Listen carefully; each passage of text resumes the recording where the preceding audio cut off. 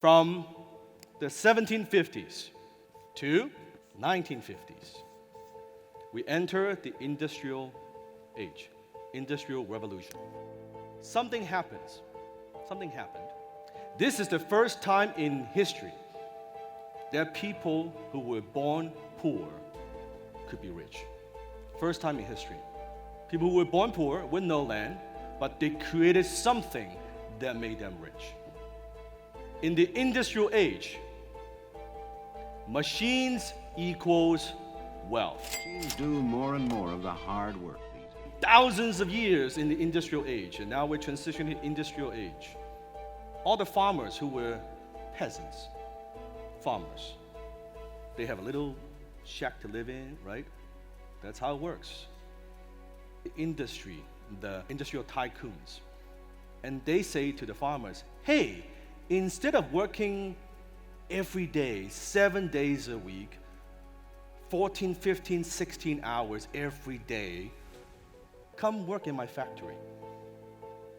You only work 5 days a week, only 9 to 5. You can take the weekends off.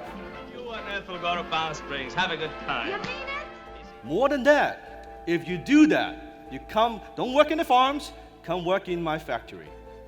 By the time you get to 65, I will take care of you. Now, think about it. If you were a farmer, working all your life under the sun, 7 days a week, someone comes along and make you this offer, what would you say? You say, sign me up. Let's do it. Sign me up. And then your life is about to change forever. And back then, Rockefeller, Carnegie, Henry Ford, J.P. Morgan, they became the richest people in the world because they created machines to make mass production possible. And what happens is this. In the first time in history, a new class of people was born. That's the middle class. For the first time in history, now people have extra time. They have extra income. Because before working every day, nothing to do. Now they've got weekends. And they've got to do something with that extra time or extra income. So maybe they'll go away a little bit, take a little vacation. So now, not two classes. You have what? The poor, you have the middle class, and then you have the rich.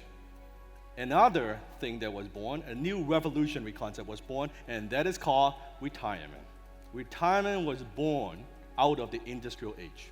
I'm going to work at this job, 9 to 5, for 40 years. If it's good, then I'm going to retire. That's the concept from the industrial age. And what happens is this. You go home and you talk to your family. So imagine Joe working in the factory, right? One day the manager comes to Joe and says, hey, Joe, you are doing a very good job in the factory. Doing things, you're productive. Here's what we're going to do. The manager tells Joe, why don't I send you back to school, get some education. If you do that, you come back, I'm going to give you a raise. Joe's like, yeah, of course. If you were Joe, working in a factory, manager comes and say, get some couple years education. I'm going to give you a pay raise.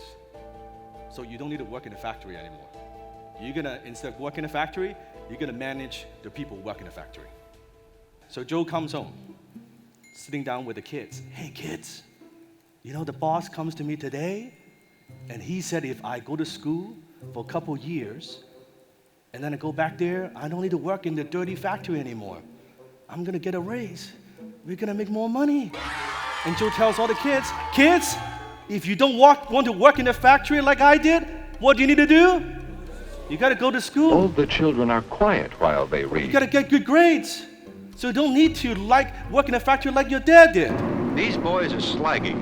And the kid's like, okay, Dad, I get it. I'll make sure I go to school. I'll get good grades. It's working. He's now managing the people who works the machines.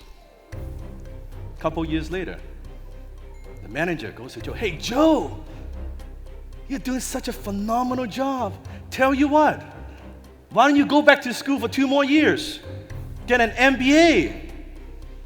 Then you don't even need to manage the people who manage the machine. You manage the people who manage the people who manage the machine. And I'm gonna pay you double what you're making right now. Joe is like, what is he gonna say? Sign me up! Went back to school for 2 more years. Graduate. Now I have that piece of paper. Now, Joe's making twice as much. Managing the people who manage the people who manage his machine. And Joe goes back and sits down with the kids at dinner table again. Kids, holy shit. You know what? Don't just go to school for 4 years. Go to school for 6 years. You don't even need to manage the people who manage the machine. You can skip that shit. Just go right up to middle management. You can skip all of that. Does that sound familiar?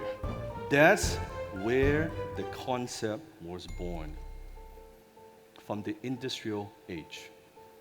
At the time, the key to success in the industrial age was traditional education. If you don't have a good job, you won't succeed. And a really good job is you're running the people who are running the people who are running the machines. That's a very good job. You work 40 years, 5 days a week, retire, they take care of you. Does that work for most people anymore? Most people struggle financially.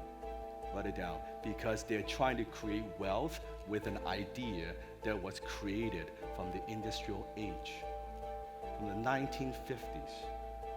We're in the 21st century. Your family is feeding you idea. They're giving you the formula for success from 1950s. And you wonder why they struggle. And they think, if one job is not enough, if the formula doesn't work, what do? I get if that is not enough, I get a third job. Not only they don't get ahead, they get behind. They get left behind.